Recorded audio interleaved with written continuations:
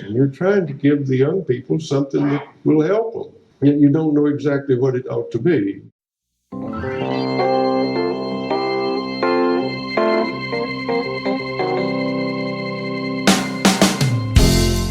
Hello and welcome back to the Teach Thought Podcast. If you are indeed a return listener, if you are a first-time listener, we appreciate you joining us. My name is Drew Perkins. I'm the Director of Teach Thought Professional Development, and one of my great pleasures is, of course, being able to host these conversations and learn and hear the interesting ideas from a variety of different folks. Just a quick note, if you're not aware of our professional development services, everything we do is through the lens of inquiry. We do lots of project-based learning and differentiated instruction work, of course, but we do other things as well. And if you're interested in growing your school in deeper learning practices and growing your students and preparing them for the modern world, I encourage you to check us out at wegrowteachers.com. You can always email me with questions, concerns, ideas, or comments at drew@teachthought.com.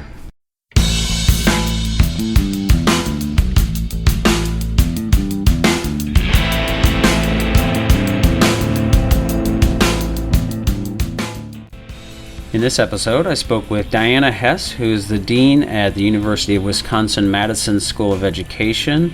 As you'll hear in her introduction, she also has some other roles there.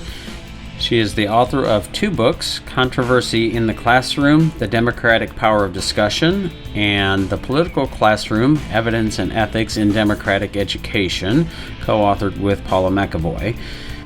We touched on the content of those books, but more generally discussed the ways in which the intersections of democracy and inquiry and knowledge and civics and social studies and the history of teaching and learning really are supportive and or are missing in support of our democracy and the ways in which that is being threatened in today's times.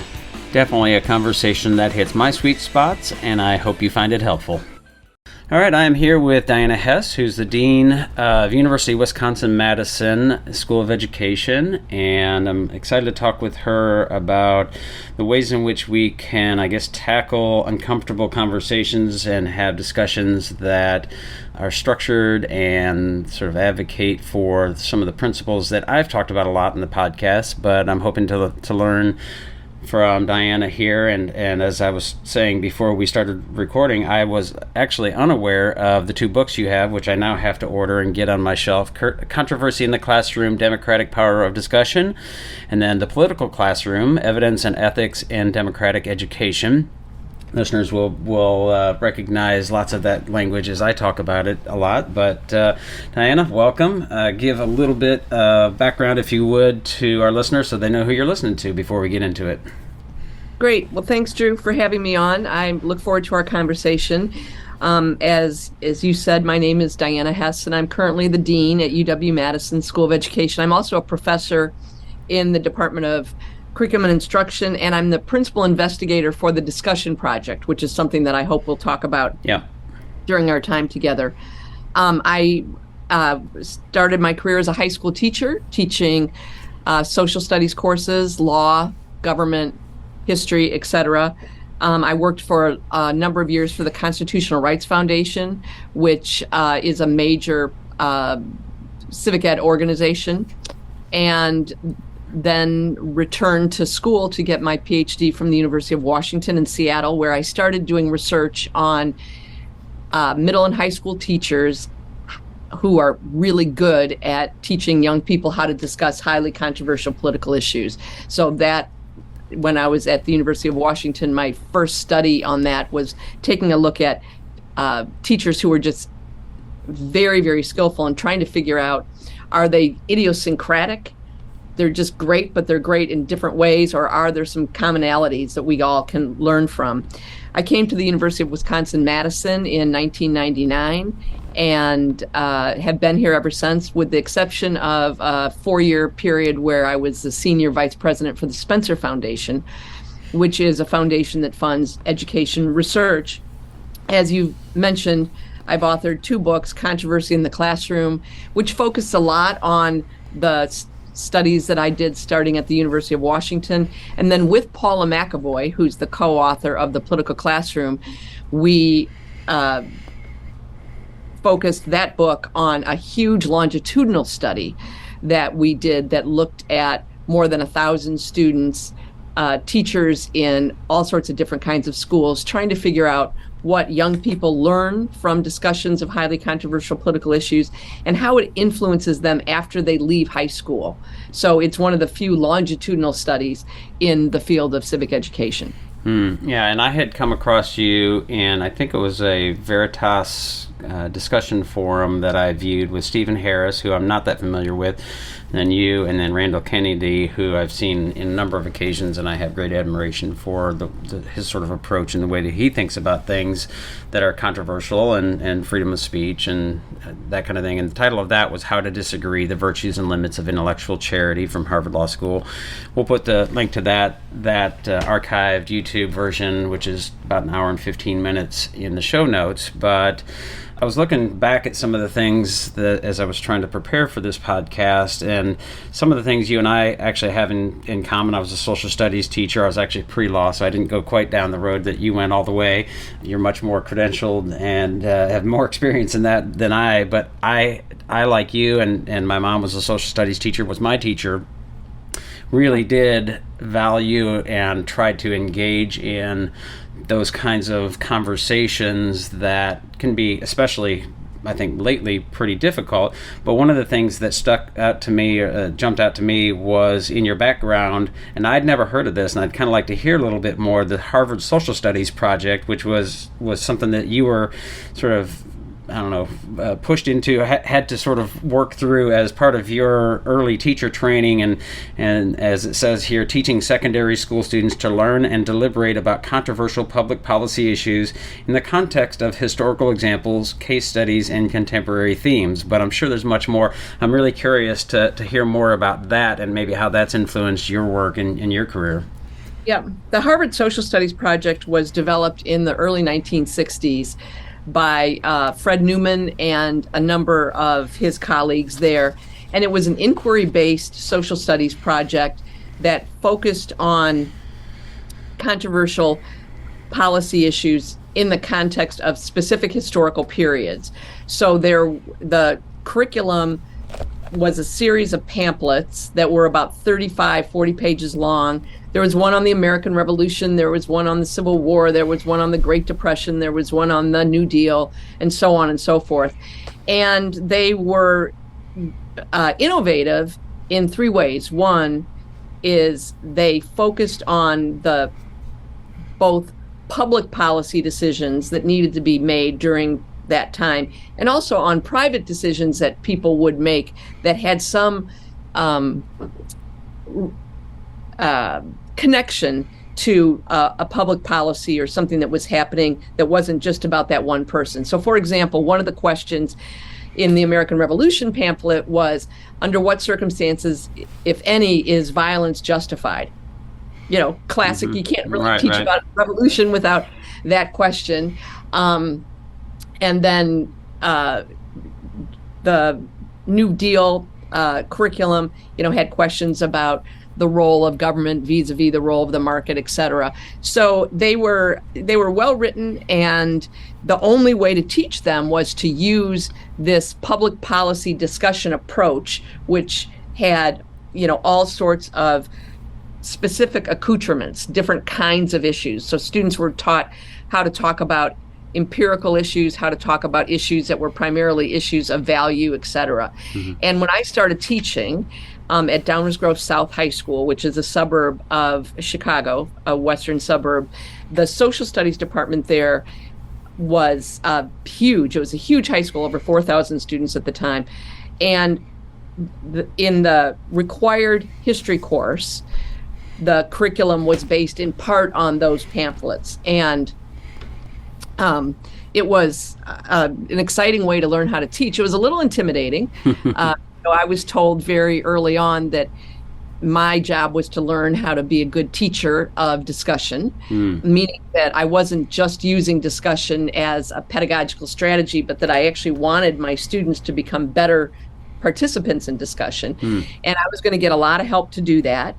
And if I learned it, great. And if I didn't, I'd be gone after a year. And so there was no doubt about it that this was something that the department valued. And then what was interesting about it is Fred Newman, who you probably have heard of before, probably the most famous social studies researcher in U.S. history, who's still, I just got an email from him yesterday, actually. He was a faculty member here at UW-Madison. And so he worked on the Harvard Social Studies project and then was here doing all sorts of great social studies work and broader work as well. So when I finished my program at the University of Washington and was trying to figure out what to do, I applied for a job at UW-Madison, and it was a job that opened up because he was retiring. Gotcha.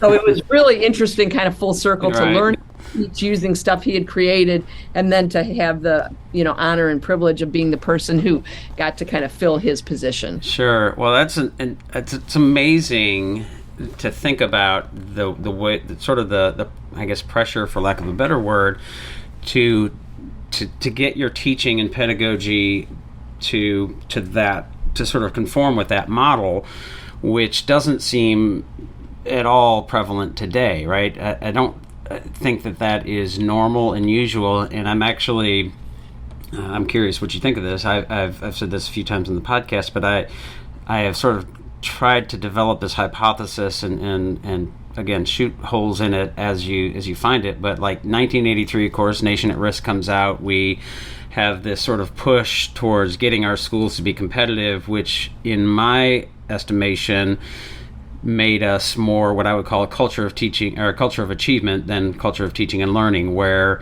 it was more about tests and scores and accountability and answers and that kind of thing, and disincentivized the kind of teaching that you're talking about with that project, right? It made it harder for teachers to do the kinds of discussion, dialectic, dialogue, maybe a debate, and it was about, getting through material, especially, STEM kinds of things. And my wonder and sort of hypothesis is how that affects over, essentially 4 decades now. We have adults who haven't had the opportunity to have practiced those skills and engage in those skills. And it's not the only reason why we're in this sort of democratic or anti-democratic doom spiral of polarization, but it seems to me at least some contributing factor. And my push and the work we do is really inquiry, teaching, and learning, and how we can course correct and be a part of the solution in the K-12 space. So I'm curious if any of that resonates. Yeah. It certainly does resonate. It's unclear to me whether there was ever a golden age of inquiry and discussion in Right. U.S. schools. My hunch is the answer is no.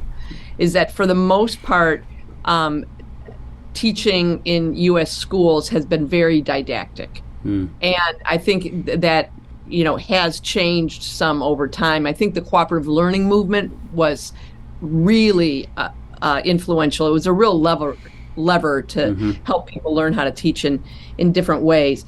But I'm not a historian of education, but I hang out with a lot of them. And I think what I've learned from them is, like is the case with many things, we like to think about this kind of hypothetical golden age, and if we could just get back to that, everything would be fine.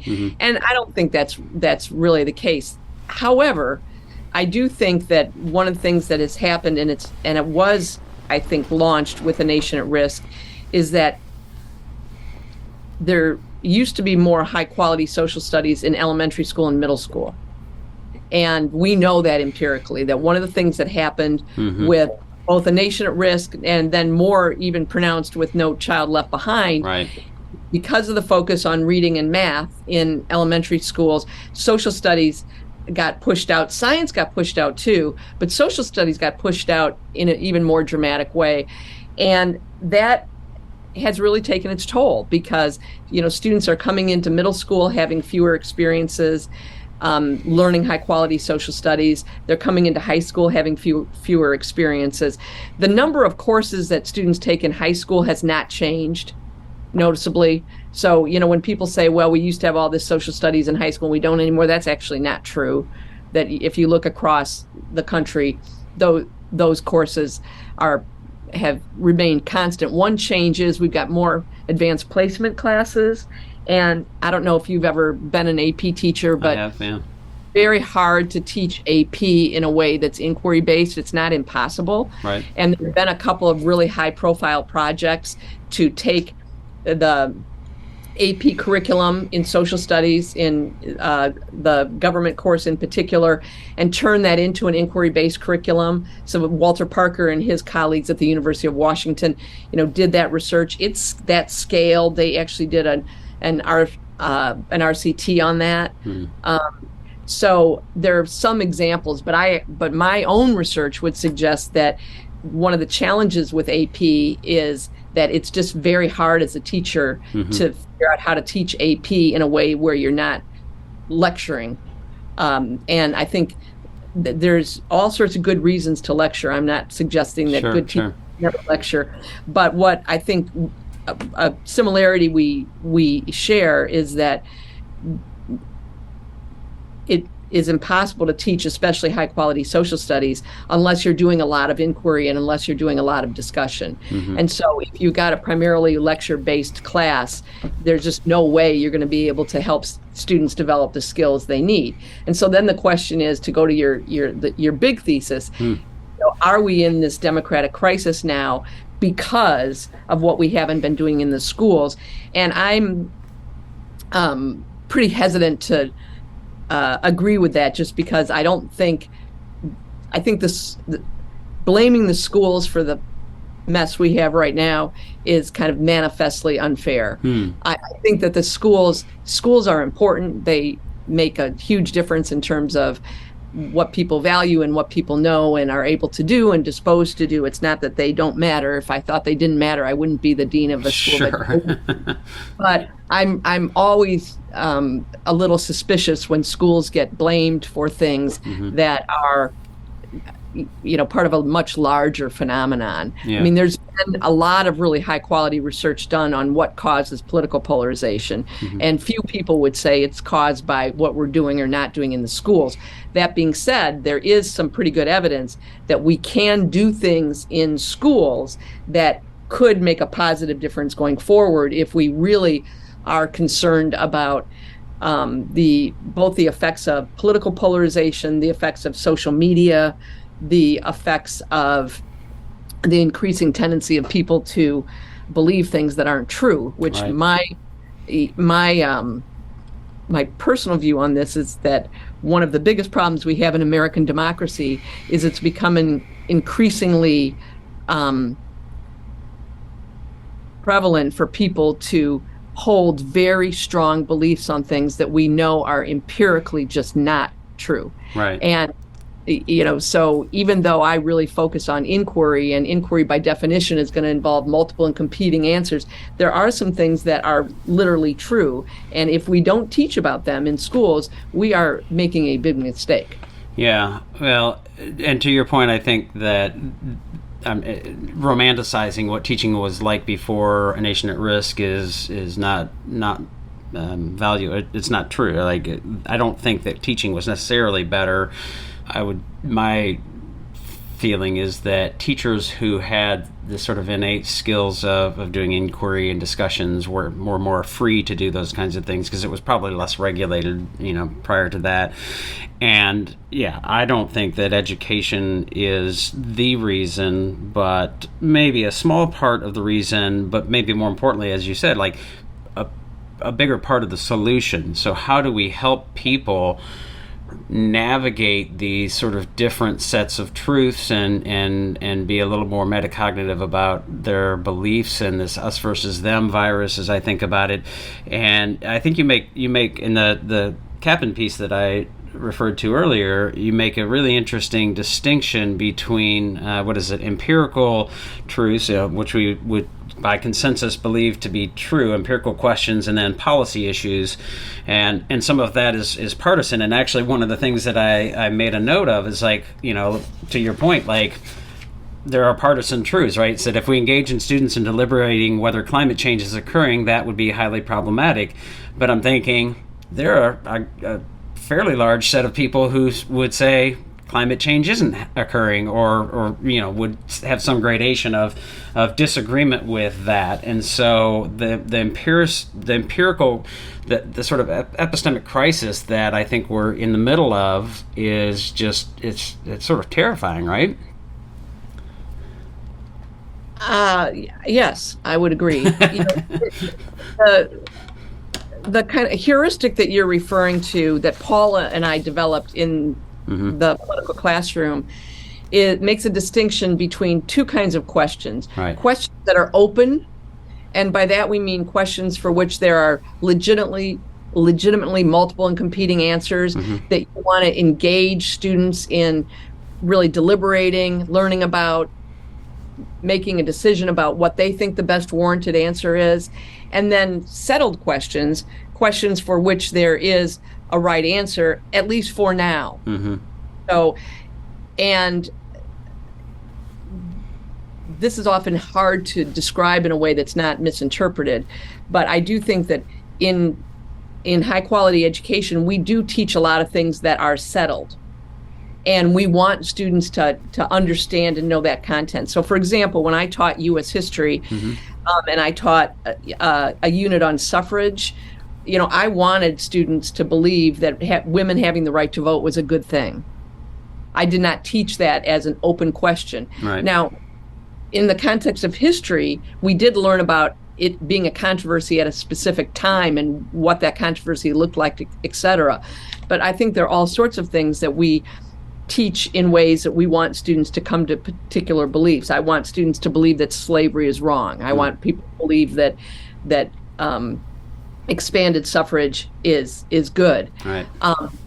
And so those would be examples of settled policy questions, whereas you can imagine the question of whether or not affirmative action should be allowed in the United States. That's an open policy question. People have strong views on it for sure, but it's an open question. I mean, the Supreme Court is going to be looking at 2 cases this year having to do with affirmative action. Sure. So those are policy questions, open versus settled. Then there are these, as you suggested, these empirical questions. And there's a bunch of empirical questions that are open. What should be done to solve the climate problem? That's an open question. There's still lots of debate around that. I just read today in the newspaper that France is contemplating banning private jets. Interesting. And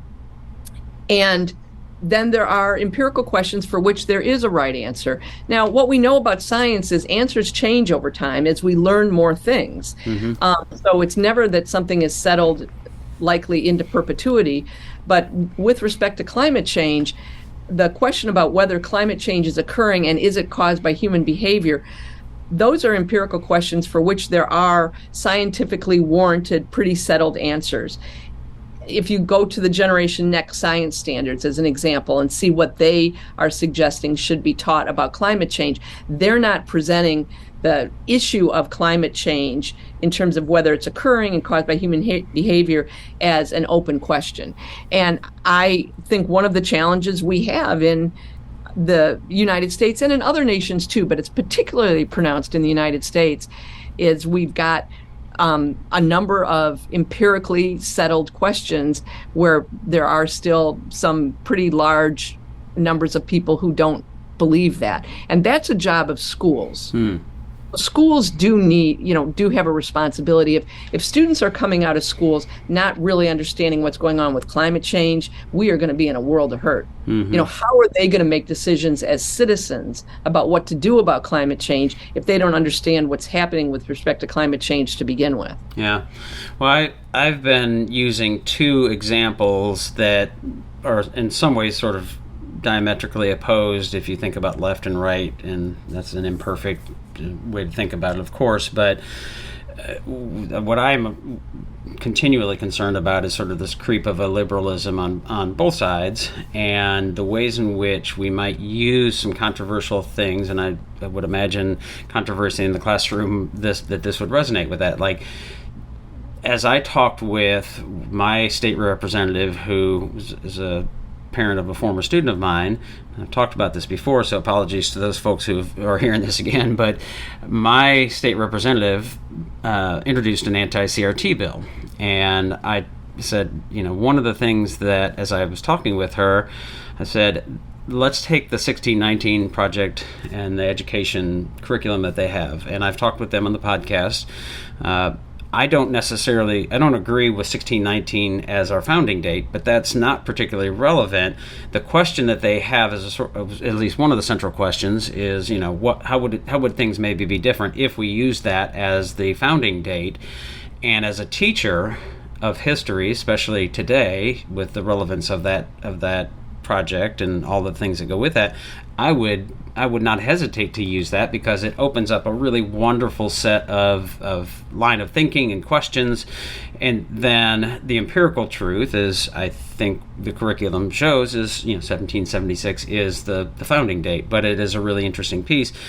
And alternatively, if you want to say on the other side, like the idea, the question of whether Mike Pence should have sent the electoral results back to the states, and really thinking about that question as an entree to investigating and learning how the electoral process actually works, to me seems like a wonderful way to get into that.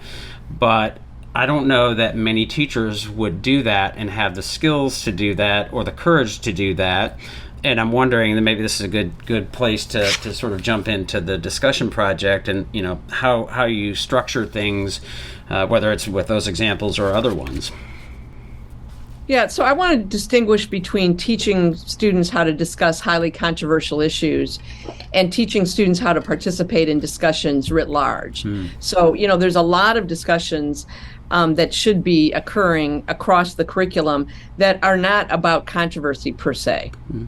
And one of the things that's been fun with the discussion project, when we started developing that here at UW-Madison in 2016-17, our interest wasn't primarily with how to teach higher ed instructors how to teach their students how to discuss controversial issues. It was how to get more discussion in classes across the curriculum. And that was a change for me, because all of my work prior to that had been focused on teaching about controversial issues, not only in the context of social studies. I've done a lot of work in science as well, but really focusing on how you help young people engage in discussions of things that are highly controversial, especially policy questions, political issues. And, there's a well-developed body of knowledge about how to do that, what it looks like when it's done well, and what some of the challenges are. And those challenges, I would argue, are getting more significant now because of the political climate.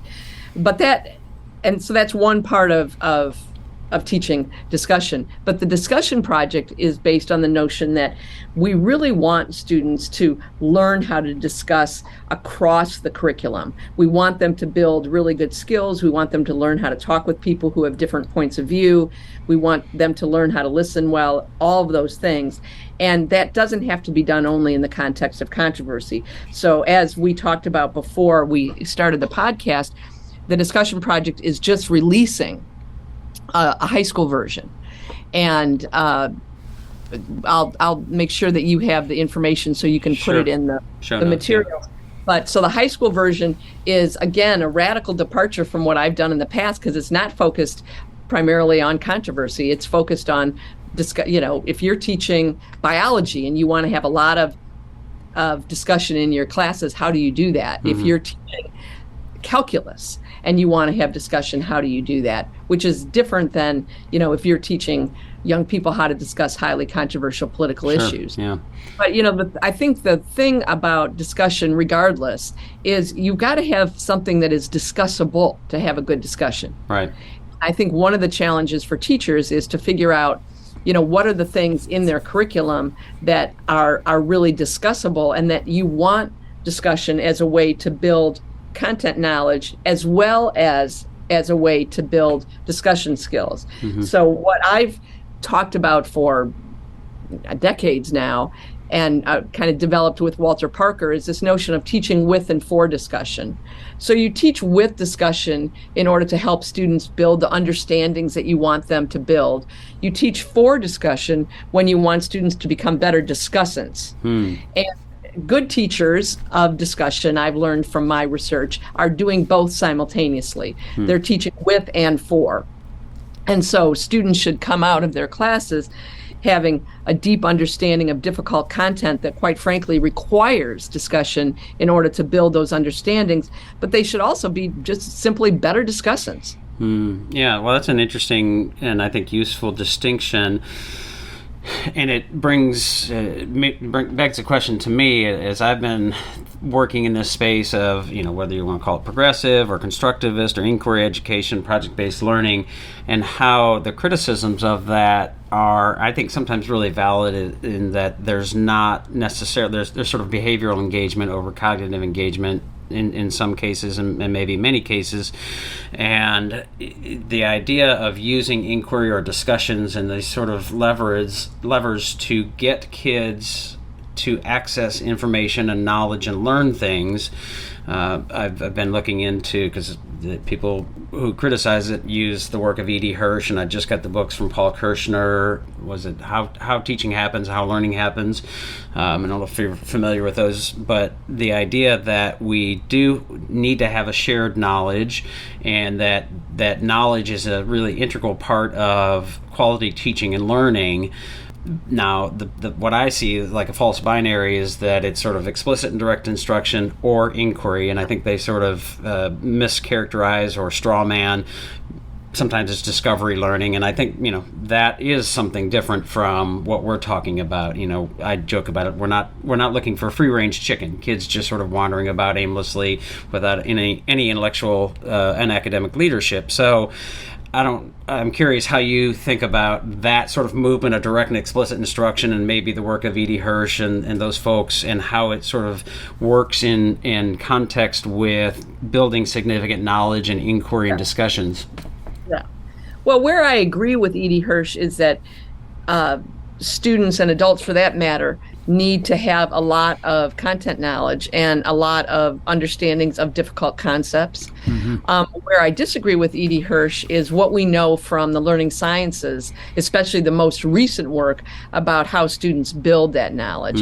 And the notion that the way that students build knowledge is that they kind of open up the top of their head and pour stuff into them, that's maybe a political view, but it's certainly not a warranted academic view. I mean, we know a lot about how people learn, and that's not how people learn. Right. So I try to not engage in that false binary. Right.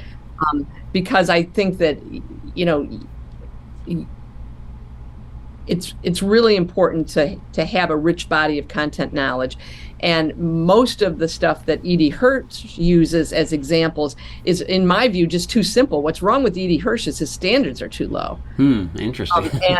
And what we want is students to build knowledge of really difficult and in some cases contested concepts. So, you were a social studies teacher, so was I. If we want young people to understand what nationalism was, what nationalism is, that's a very hard concept. Right. That is not going to be learned by memorizing someone's definition of nationalism. Right. We know a lot about how kids develop conceptual understanding, and it simply cannot be taught through lecture. And so I just think it's kind of a ridiculous thing to focus on. The thing we should be focusing on is both what is most important for people to learn, students to learn, and what makes that important, and what do we know about how people learn that, and how do we help teachers learn how to teach in that way? How do we help administrators learn how to support teachers? How do we help teacher ed programs teach prospective teachers how to teach that way? And most importantly, how do we help parents learn how to think about that as high quality education? Yeah, and I agree, and I've made that point as sort of the leaning into the work of Michael Polanyi, the idea of focal knowledge versus tacit knowledge, and being able to learn things and understand them in a way that you can use them in a variety of situations, as opposed to learning it for specific test or task and things like that.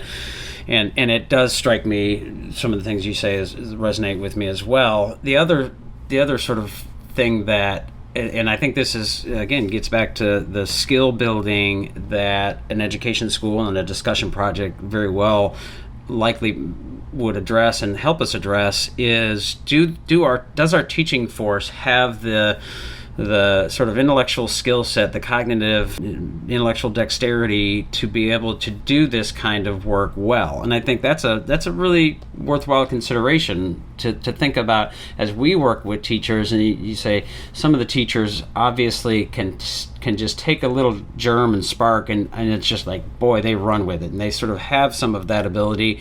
And then there are others that you think, boy, they're a long way from being able to do this kind of teaching well.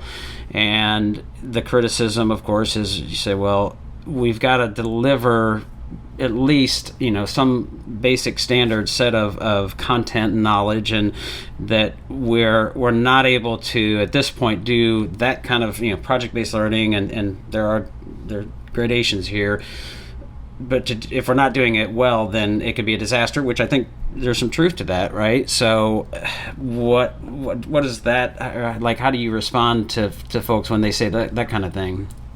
Yeah.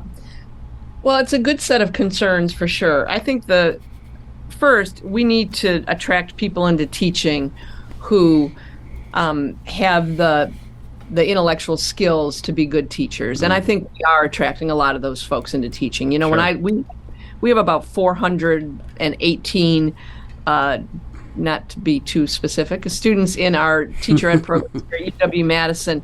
And they are coming into teacher ed programs with a really strong background. When I sit in classes, when I guest teach in classes, I'm not thinking, oh my gosh, there's a long way to go to be able to help people learn how to teach. They literally don't have the content knowledge that you need to begin with or Sure. whatever.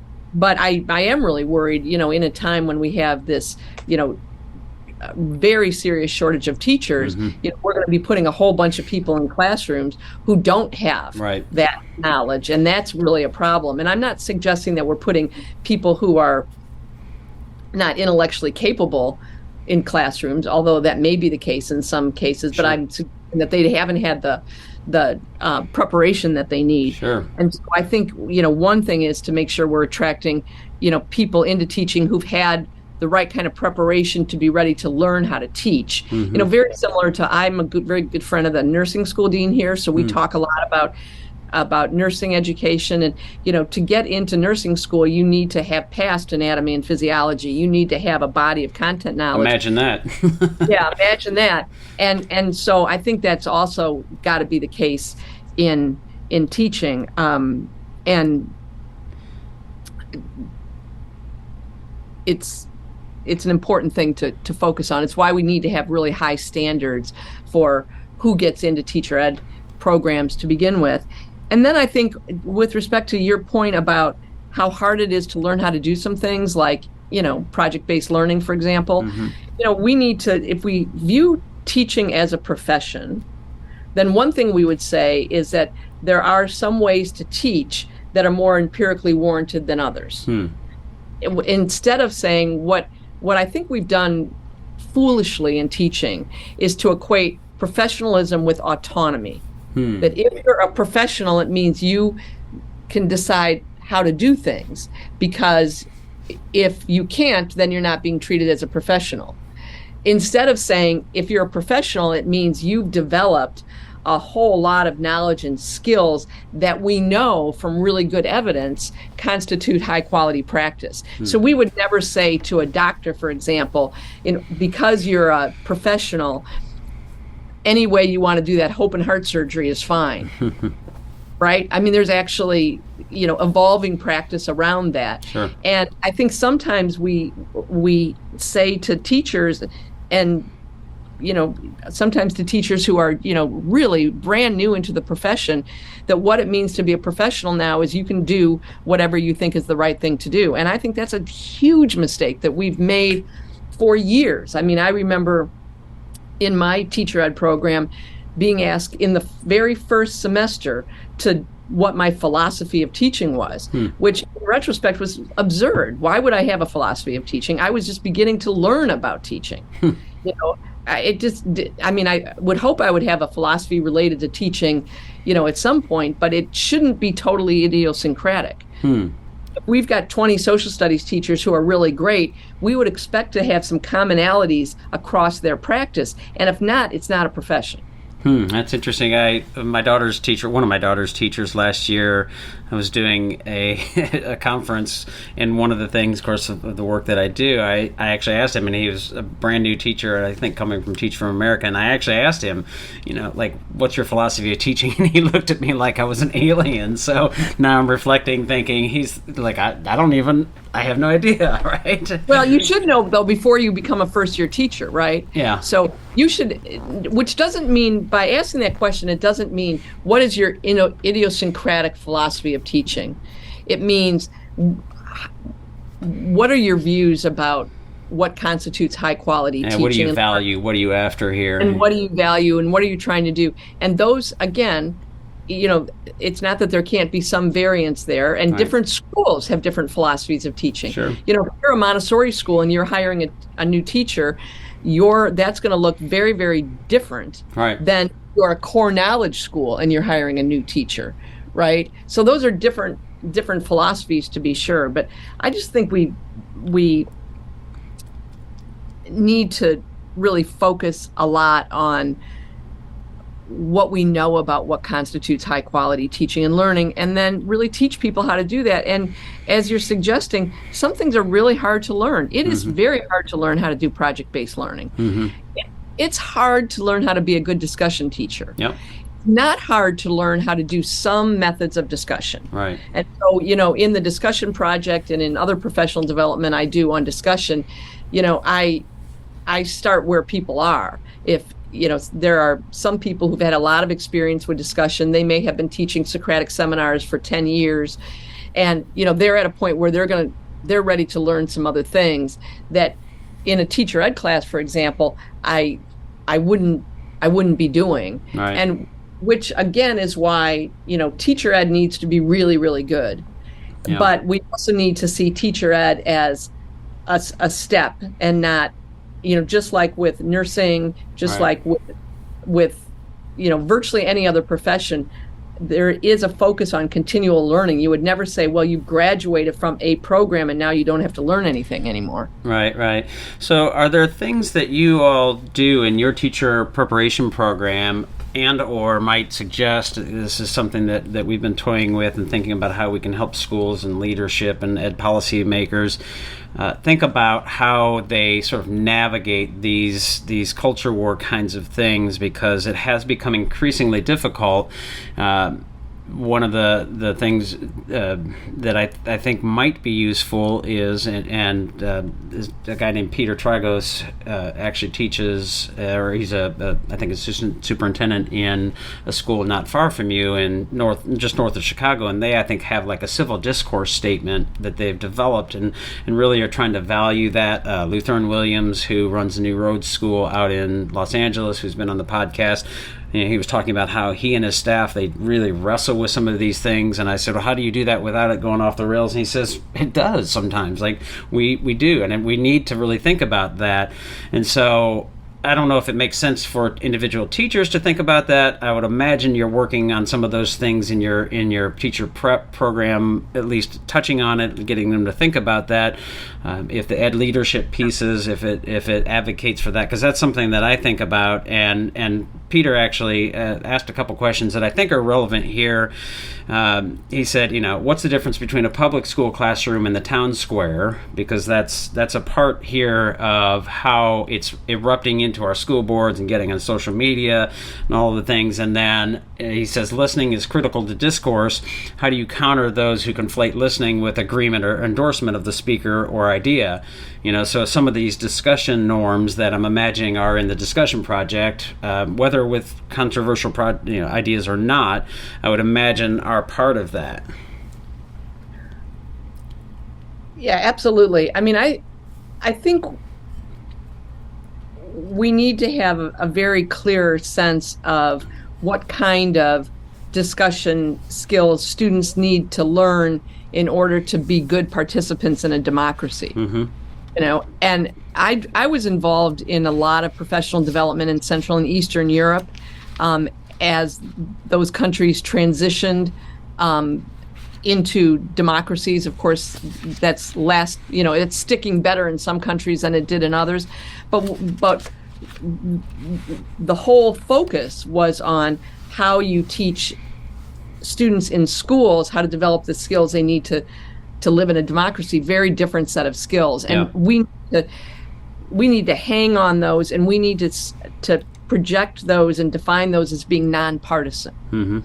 So learning how to discuss an important and controversial question in a way where you're learning a lot of content knowledge, where you're learning how to listen to people who disagree, where you're learning how to share what your opinion is, where you're learning how to ask good questions.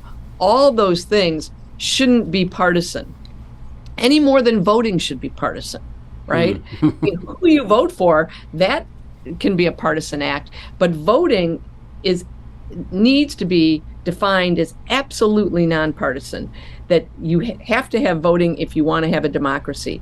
I would argue that you have to have discussion if you want to have a democracy. So regardless of whether you're teaching biology or a government class, one of the reasons to teach kids how to discuss is because you're building skills that they need to live in a democracy. And it's, I would argue, more important now than ever when we have increasing evidence that not only is our democracy not thriving or healthy, but it's literally at risk. Right. Yeah, no, I agree. And I have been trying to communicate again with my state representative, and I say, let's not ban things. Let's not say you can't talk about these things, but develop the skills and protocols and the norms that allow us to do that well, because what is in danger is our democracy, and sort of insist on the sort of application of liberal science or classic liberalism. I'm a big fan of Jonathan Rauch and Kindly Inquisitors and Constitution of Knowledge, and I keep saying it, but I say, teachers should read those books and others as well. But those two, I think, are really, really resonant in how we should think about these things. But it is increasingly challenging because people are saying you can't talk about that, you shouldn't talk about that, those are words you shouldn't say. And to Peter's question that I mentioned before, it's like the classrooms. I mean, I sort of think about my classroom teaching. And I taught psychology, I taught AP psychology, I taught U.S. history, government, and a number of things. But I remember my classroom, we talked about all kinds of things. And I could have been, I joke, I could have been making crystal meth in there and nobody would have known, right? But now people have phones, and there's the classrooms have become some sort of version of town hall, or at least there's the threat of that, right? So especially maybe with a discussion project, and again, I know you've said it's not about controversial things, but what are some of the things that are like concrete things that we want teachers to do to facilitate good discussion, whether it's controversial or not? Yeah. Well, so kind of here are four things that are needed to have good discussion. One is you have to have a concept of what discussion is, what constitutes discussion. And teachers need to understand that, students need to understand that. Two, you've got to have norms that are clear and that are taught and that are not used as bludgeons, but are used as aspirational teaching and learning goals. Three, you've got to have something that is worthy of discussion. And four, you've got to have preparation. That, in Hollywood, when we see discussion in classes, it's all spontaneous, right? Like some kid asks a question, and before you know it, there's this great discussion, or there's this horrible discussion. But there is a discussion. That is not what happens in real life. Those of us who've been teaching for our whole careers know that if you want to have a good discussion, everyone needs to prepare for it. Students need to be prepared. Teachers need to be prepared. I have never in decades of researching this seen a high quality spontaneous discussion. Sometimes I've seen a high quality interaction between a teacher and one or two students, but not a high quality discussion where you have broad-based participation. And I think broad-based participation is by definition, part of what is needed to have a good discussion. So, those are I think very key things. And then I think there are particular models of discussion, and different models teach different things. And so I think teachers who have sophisticated understanding of discussion, they know the difference between a structured academic controversy, a public issues discussion, and a Socratic seminar, as three examples. And they would know that if you're trying to teach this, use a Socratic seminar, whereas if you're trying to teach that, use a structured academic controversy. And so I think it's important to not have free-for-all discussions. I think, one of the things that happens is that a lot of people think discussions have to happen in a large group. Whole class discussions are really important. They're the hardest discussions to have. Like if you are a good teacher or a good teacher of whole class discussions, you are really a sophisticated teacher. That is very, very hard. And it's important. Teachers do need to learn how to do that.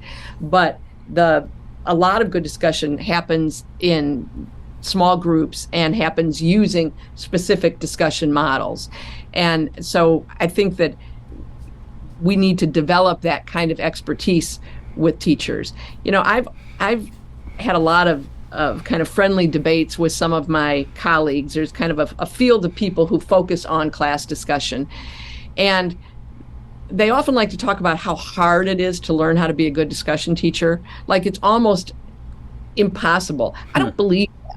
I believe that that people can learn how to be good teachers of discussion just like people can learn all sorts of things. That it's not something where they have to have a particular personality.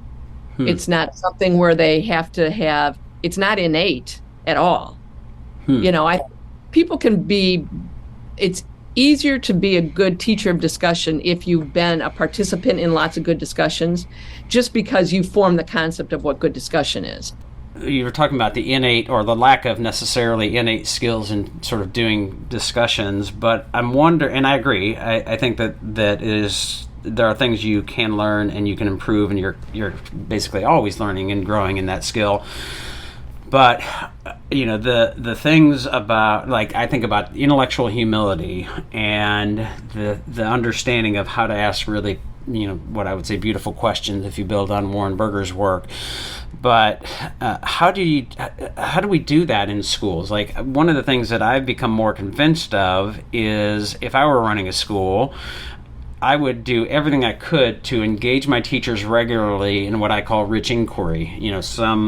Maybe using a variety of discussion project kind of tools to get them to engage in what I think is intellectually nourishing and skill building of having those conversations. And they might be around, things of pedagogy. They might not be. They could be very well outside of that. That's a really difficult thing to do with a school that, they've got more things that they have to accomplish in the time that they have to do it. So, like, let's carve out an hour a week to have, rich inquiry discussions. But how do we build those skills outside of professional development workshops? Yeah. Well, I do think that teachers need to engage in all sorts of deliberations in order to be good teachers. So for example, one of the things that we wrote about in the political classroom, and again, I'm referring to Paula McAvoy, who's a co-author, as the other part of the we. We learned from the research that there are a number of ethical issues that teachers need to make decisions about when they're teaching young people how to discuss. One is under what circumstances, if any, should I share or withhold my own views? Right. Very common question that teachers need to make decisions about. We have from the study that was part of the political classroom, we learned a whole lot about that and about the difference between what teachers think and what students think, and whether teachers sharing their views influences students' views, which the answer for the most part with the high school age students, juniors and seniors, was no. But the only way to figure that out is to really deliberate it. And so I agree with you that if I were running a school, I would want teachers to be engaging in all sorts of deliberations about all sorts of things. Mira Levinson at Harvard has this great justice project. It's just fantastic. And it's all these case studies of things that happen in schools and that raise all sorts of questions for teachers about what should they do, how they should respond. And it's a phenomenally important project. And I've watched teachers engage in these deliberations. And so, there are reasons to have teachers do that. I think that is distinct from what you do to teach teachers how to teach students how to engage in discussion. So I would argue that being a participant in discussion and deliberation, and those are two different forms of classroom conversation, is a necessary but not sufficient precondition to being a good discussion teacher. I've never, you can't help people form the concept of discussion or deliberation without participating in it. But you can be a great participant and a lousy teacher of discussion because you haven't learned how to teach it. So if I were running the hypothetical school that we're talking about, I would also be ensuring that teachers were getting a lot of professional development in how to teach their students how to engage in high quality discussion. And then I would be talking all the time to parents and the public about why that's important. And again, about that is not partisan. Right. Classroom discussion is not a partisan act, period. And so what we found in our political classroom study is in the schools where there were teachers who were really great at discussion, the one commonality, they had a lot of commonalities, but one was they had really great administrators who supported what they were doing, who knew what they were doing, who had faith in the teachers, and who could, when a parent called and said, I can't believe that, Mr. Rodriguez is having kids talk about abortion in the government class. The principal knows enough to be able to talk with that parent in a way that doesn't, throw the teacher under the bus. Right.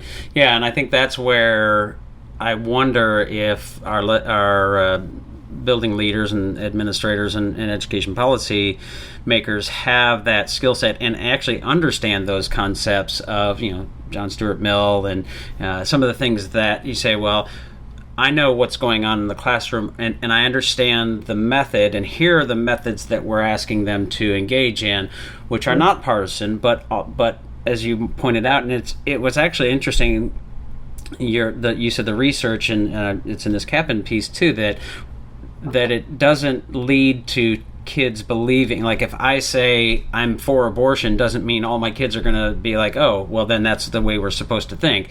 Now there's a way that one can teach that and in an indoctrination kind of way, but that question, like teaching is a political act, that's a perennial question, right? It's an evergreen question, and I tended to not, I actually enjoyed that my students didn't know what my partisan leanings were, but I also taught with, and I was department head of a teacher, a history teacher, who would tell his students, I am a Democrat, and I was fine with that. Like, as long as you're clear and you are saying, here's how I think about it, you don't have to think about it that way. Here are the important questions to be considering in this. And so when you hear that argument about, teaching is a political act. Obviously, you've written The Political Classroom. How do you respond to those people? Well, what the political classroom means is a classroom in which young people are learning how to answer the core question of a democracy, which is how should we live together? That's what a political classroom means. It doesn't mean a partisan classroom. And I think this question of under what circumstances should teachers share their views on a highly controversial political issue is an important question, and that needs a lot of deliberation, and it also might need to change because of context. So, again, what the research that I did was with students who were, for the most part, 17 and 18 years old. I'm positive it would have been different with fifth graders. Interesting. And I'm pretty positive it would have been different with middle school age students.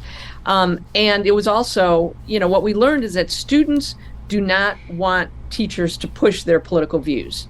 But students don't believe that a teacher merely sharing a view is pushing. But we did find that some students were less likely to share their own views if the teacher shared her or his or their views. So, it's not simple, it's complicated, but right. I'm quite frankly, in this political context, in some parts of the country, I would keep my eye on the prize, which is I want my students to learn how to talk about highly controversial issues. And I don't have to share my views in order for them to learn that. Right. And if sharing my views is going to get a whole bunch of people upset in the community in such a way that it's going to prevent me from being able to teach what I need to teach, that's going to really inform my decision. Yeah, interesting. Well, as we kind of come to the end of the time here, are there things that, especially with the discussion project, that we have not talked about, or other things that you'd like to get out? And if not, then where should folks find you, and if you indeed want to be found? Yeah, well, absolutely. So 2 things let me end with. One is the discussion project website is just the discussion project. Just put it into Google and it will come up. And then as you thumb through that or scroll through that website, it has a link to the information about the high school curriculum.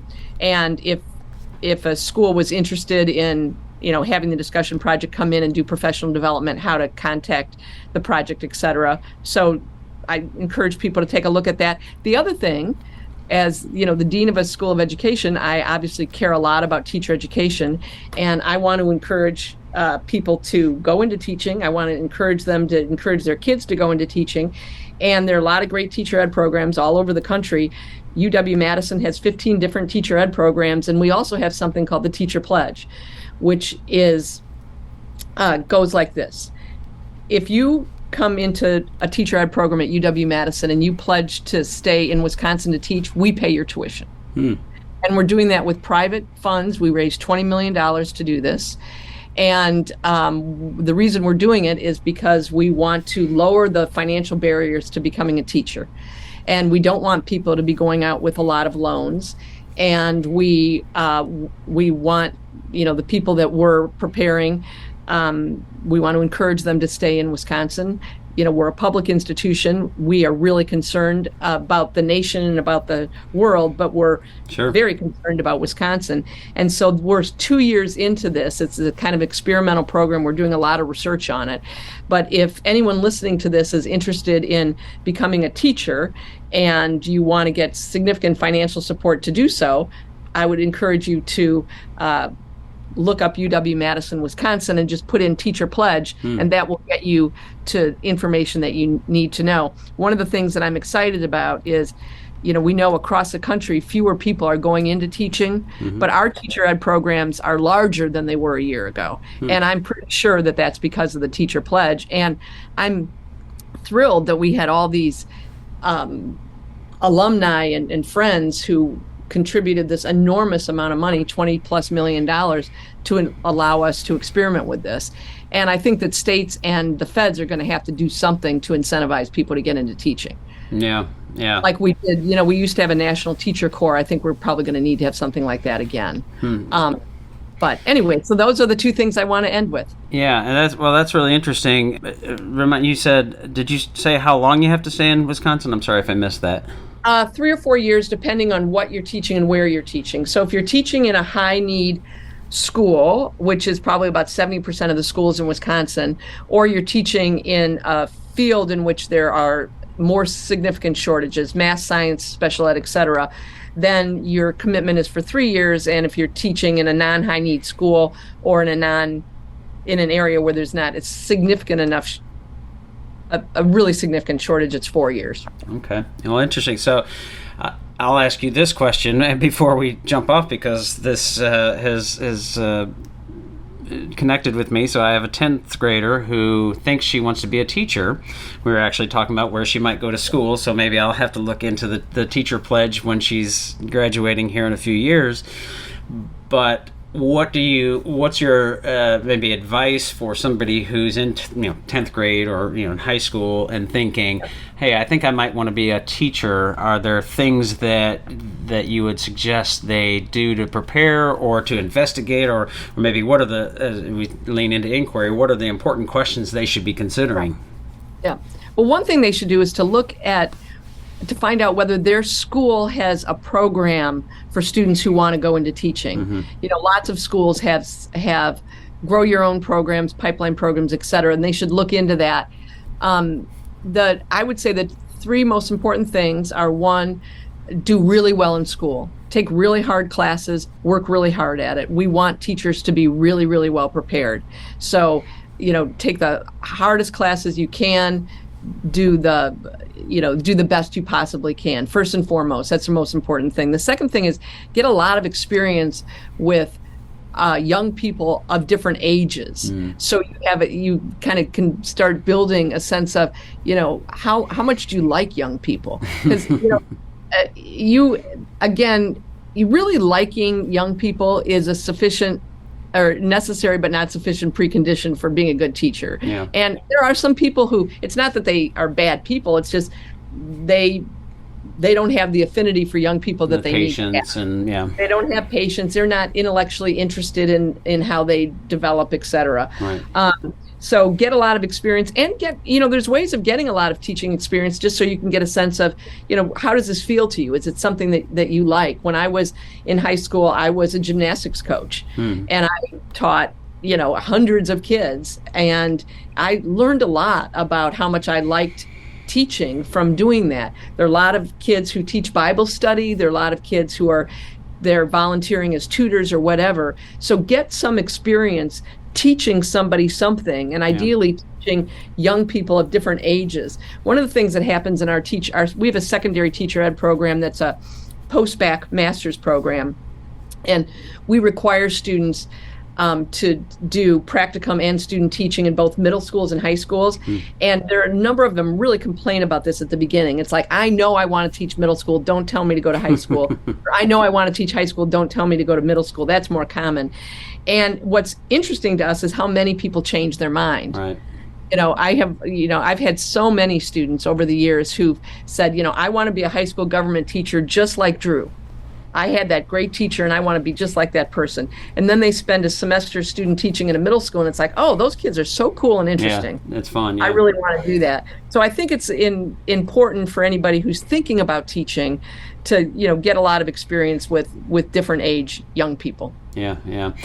Well, great. I'll look into the teacher pledge and share it with my oldest daughter and say, well, this might be an option, because out-of-state tuition is often high. I graduated from Michigan State, so I'll have to see if they have a teacher pledge. And I know you actually just had somebody, Gerlando Jackson, I think, has gone from UW to Michigan State as the Dean of Education. I'm supposed to talk with him sometime soon.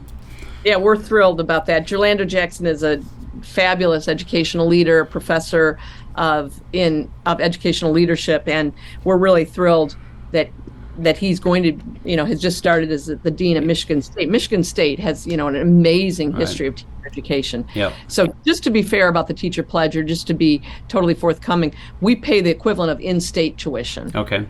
However, we do have students with financial need beyond that, and that we support as well. For example, we just a whole bunch of students who are coming in as freshmen we just provided them with 4-year scholarships. And then the teacher pledge will be on top of that. So we're really trying to put a lot of resources into attracting people into teaching and attracting a diverse group of people into teaching. Yeah. Well, great. Well, thanks, Diana, for the conversation, and hopefully folks will find it helpful. Certainly could talk about lots more, and maybe we'll have another conversation sometime down the road. Great. Good to talk with you. Thank you so much.